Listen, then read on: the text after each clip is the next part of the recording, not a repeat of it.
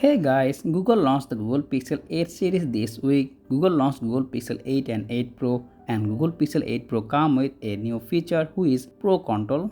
Using Pro Control, you can get all the feature has have a DSLR. Do you know that you can get same feature on your older Pixel 7 and Pixel 7 Pro?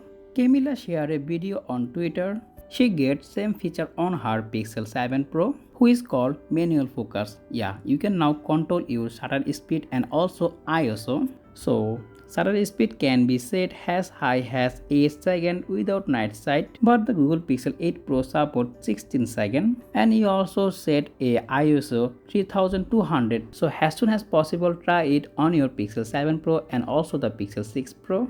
Let me know in the comment section, do you get this feature? So that's all about our video. If you found this video informative, don't forget to hit the like button and also subscribe my channel for more content like this. As always, thanks for watching and I will be catching the next one. Take care. Allah Hafiz.